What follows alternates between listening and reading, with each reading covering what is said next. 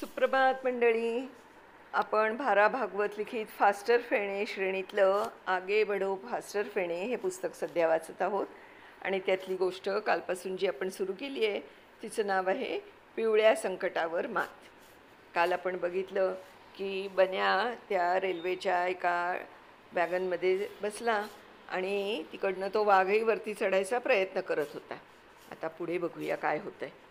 बन्याला वाटलं डब्यात आपल्याखेरीज दुसरा कोणीतरी प्राणी नक्की असणार, नाहीतर रेल्वेच्या लोकांनी डबा अजिबात बंद करून त्याला कुलूप ठोकलं असतं. बन्याच्या डोक्यात हे विचार झपाट्याने येत आहेत. तोच कोपऱ्यातून आवाज आला,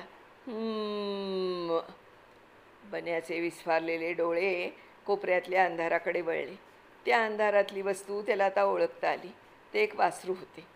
त्याच्या गळ्यात एक दावं असून त्याचं दुसरं टोक डब्यातल्या एका कडीला बांधलेलं होतं. एकटं वासरू सबंध डब्यात, हा एकुलता एक जीव, हा काय प्रकार आहे? बाकीची गुरं कुठे आहेत?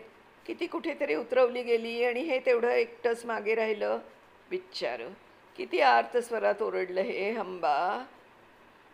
ती हंबा म्हणजे आईला किंवा आपल्यासारख्या मित्राला मारलेली साधी हाक नव्हती. तो भयभीत होऊन फोडलेला हंबरडा होता. आपल्यावरचं संकट ओळखण्याची उपजत बुद्धी मुक्या प्राण्यांना असते. वासराला नक्कीच वाघाचा वास आलेला असणार. बन्या स्वतःवरचं संकट हा म्हणता विसरला आणि कोपऱ्यातल्या त्या वासराकडे धावला. पॅन्टीच्या खिशातला चाकू काढून त्यानं त्याचं दावं तोडलं आणि चाकू मिटून खिशात टाकला. मग खाली वाकून त्यानं आपल्या हडकुळ्या हातांनी वासराला कवटाळून धरलं आणि ढकलीत ढकलीत दाराकडे चालवलं. वासरू एखाद्या कोकरासारखं ओरडत होतं. बन्यानं त्याला कसं बसं ते दुसऱ्या दारापर्यंत नेलं. मग पुन्हा तो चाकू काढून उघडला आणि वरच्या दोऱ्या सपासप तोडल्या. वासराला मोठ्या कष्टानं उचलून त्यानं त्या उघड्या दारातून बाहेर लोटलं. खाली पडल्यावर त्याच्या तंगड्या चांगल्या सडकल्या असाव्यात, पण ते तत्क्षणी 4 पावलांवर उभं राहिलं आणि लंगडत लंगडत कुठेतरी पळून गेलं. इकडे बन्या वासराच्या मागोमाग त्या उघड्या दारातून बाहेर वेंधला. पण त्यापूर्वी त्यानं मान वळवून मागं पाहिलं होतं आणि त्याच्या डोळ्यांनी एक भयंकर दृश्य टिपलं होतं. ते म्हणजे वाघोबांनी आपले पुढचे दोन्ही पाय दोरीच्या गुंतावळ्यातून आत घातले असून त्यांचं प्रचंड डोकंही आत घुसलं होतं. फक्त मागचे पायच तेवढे गुंतावळ्यात अडकले असून ते सोडवण्याची त्यांची धडपड चालू होती. म्हणजे वाघोबांनी डब्यात प्रवेश करायला आता 2-3 क्षण पुरेसे होते. फास्टर फेणेनं झटकन मान फिरवली. तो डब्याच्या काठावर उभा राहिला आणि बाहेर कुदला. रुळाच्या खडीवर त्याची उडी पडली. काही खडे त्याच्या सँडलमध्ये घुसले, पोचले. ओय करून बन्या ओरडला, पण पुन्हा ताठ उभा राहिला आणि डब्याची खालची बाजू पकडून पुनश्च वर चढला. डाव्या हाताने डबा धरून उजव्या हाताने त्याने डब्याचं उजवं दार बंद केलं, म्हणजे धाडकन आपटलं. मग उजव्या हाताने त्या दाराची कडी पकडून डावे दार बंद करण्याच्या उद्योगाला तो लागला आणि तेवढ्यात वाघाची उडी डब्यात पडली. आपले सावज पळते आहे असे पाहून चिडलेला तो क्रूर प्राणी एक डरकाळी फोडून त्या दरवाजाकडे आला. त्याचा एक बिनदुखरा पंजानी थोबाड दरवाजात घुसतंय तोच फास्टर फेणेनं धाडकन डावं दार आपटलं. ते त्याच्या नाकातोंडावर आपटलं की त्याच्या मिशादाराच्या सापटीत सापडल्या कोण जाणे. वाघ विव्हळला खरा, पण तो विचार करण्याच्या भानगडीत फास्टर फेणे पडतोय कशाला. अजून तो स्वतः मोठ्या कठीण परिस्थितीत डब्याच्या काठावर उभा होता. डाव्या हाताने त्याने डाव्या हातची कडी धरली आणि उजव्या हाताने उजव्या दाराचा उभा अडसर खाली ओढला. वाघोबांनी आतून आपला विरोध चालूच ठेवला होता, त्यामुळे अडसर खालपर्यंत आणण्यापूर्वी बन्याला 2-3दा दार आपटावं लागलं. पण अखेरीस त्याला अडसर खाली ओढून कोयंडा लावण्यात यश मिळालं.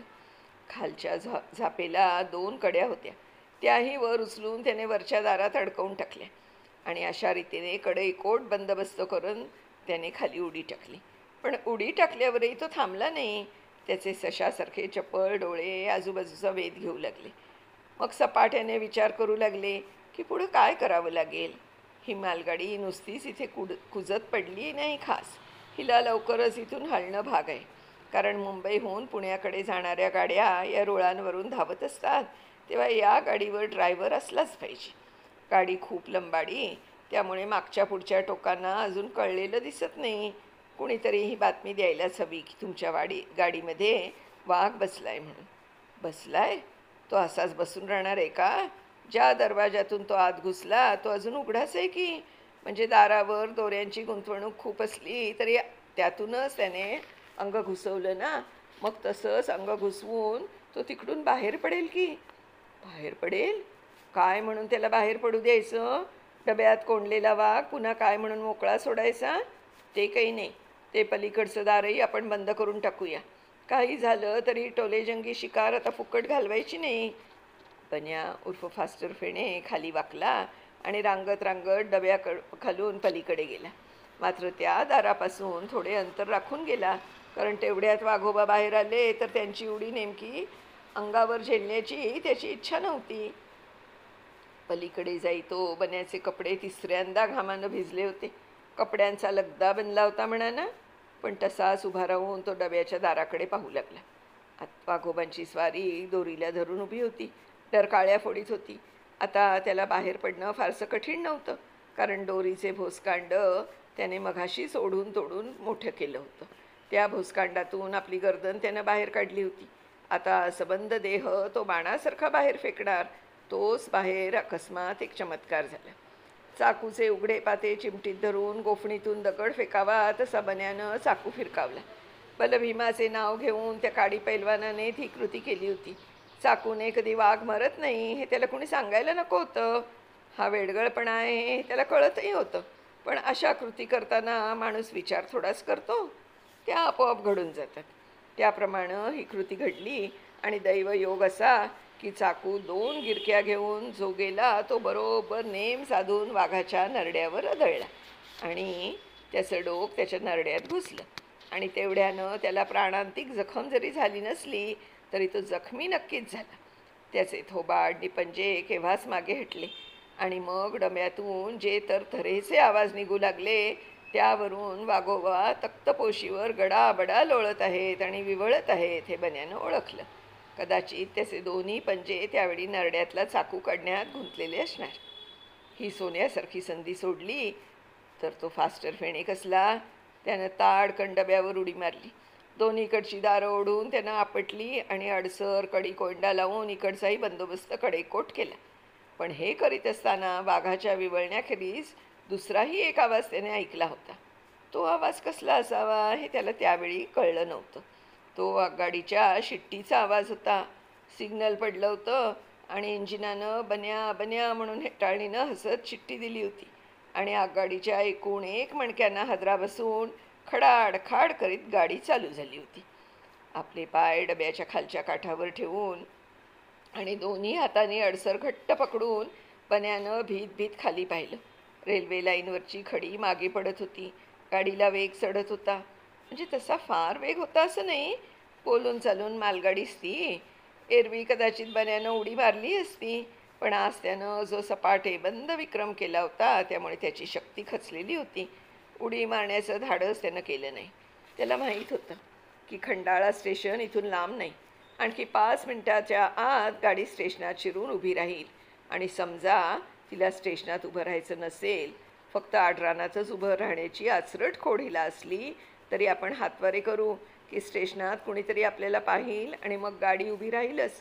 फक्त वाटेत 2 काळ्या कुट्ट बोगद्यातून आपल्याला जायचं आहे, तेव्हा जपलं पाहिजे. हात सोडता कामा नाहीत, पाय सोडता कामा नाहीत. तसं म्हटलं तर दोन्ही बोगदे काळे कुट्ट नव्हते, कारण 26 नंबरच्या लांबलचक बोगद्यात अलीकडे विजेचे दिवे लावलेले आहेत. 1-2 विचार मात्र त्या अडचणीच्या क्षणीही त्याला सतावत होते. आपल्याला अगदीच कोणी कसं पाहिलं नाही. अगदी निघतानाच्या क्षणीसुद्धा वाघाचं ओरडणंही कसं कोणी ऐकलं नाही. पण त्याला उत्तर एकच होतं, ते म्हणजे आगगाडीची अवास्तव लांबी. छे छे, ट्रॅफिक मॅनेजरला पत्र लिहून आगगाड्यांच्या अफाट लांब्या यापुढे कमी करवल्या पाहिजेत. आणि दुसरा विचार हा की माली कुठे गेली, ती काय करते. माली काय करणार, तिला थोडीच बन्यावर ओढवलेल्या संकटाची कल्पना होती. पण बराच वेळ झाला तरी बन्या येईना, तेव्हा मात्र कंटाळून आणि थोडीशी काळजी वाटून ती रुळान पलीकडे गेली. दरडीजवळ ती पोचते तो तिला अस्पष्ट पण विव्हळण्याचा आवाज ऐकू आला. माणसाच्या विव्हळण्याचा आवाज नव्हता तो, त्यात थोडीफार गुरगुरही भरलेली होती. वाघ वाघ तर नव्हता ना तो. नुकतेच बन्याचे आणि आपले वाघाबद्दल बोलणे झाले होते ते तिला आठवलं. एकदम तिच्या अंगाचा थरकाप उडाला आणि बन्या बन्या म्हणत ती ओरडत सुटली. आणि त्याच वेळी आगगाडीने कर्कश शिट्टी दिली. त्या शिट्टीच्या आवाजात मालीच्या आरोळ्या मिसळल्या गेल्या. मालीनं आगगाडीकडे पाहिलं. आस्ते आस्ते ती मार्गाला लागली होती. माली घाबरलेल्या अवस्थेत रुळांपर्यंत पोचते तो तिचा शेवटचा डबा बराच दूर गेला होता. माली त्या दूर गेलेल्या मालगाडीकडे डोळे विस्फारून पाहत होती. क्षणभर तिला वाटलं आपली वाचा तर बंद नाही ना झाली, कारण तिच्या आरोळ्या एकदम बंद झाल्या होत्या आणि नुसतं तोंड वासून ती गाडीकडे पाहत होती. मालगाडीच्या मधल्या एका डब्याला कोणीतरी लोंबकाळत होतं. मुलगा होता तो बन्या एवढा. बन्या एवढा कसला? बन्या बन्या गार्ड, अहो गार्ड साहेब.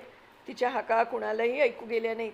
तिनं जो प्रकार पाहिला तोही कोणी पाहिला नव्हता, कारण तो इकडच्या बाजूला घडला होता आणि गार्ड साहेब पलीकडच्या बाजूला हिरवा बावटा दाखवित होते. रुळाच्या काठाकाठाने धावत माली चांगली 1.5 फरलांग गेली.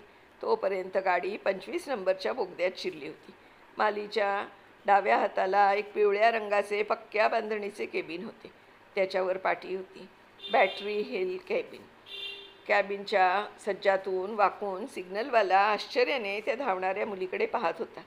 माली थांबली आणि धापाटकीत ओरडली, अहो सिग्नलवाले, माझा भाऊ त्या मालगाडीला धरून लोंबकळत गेला.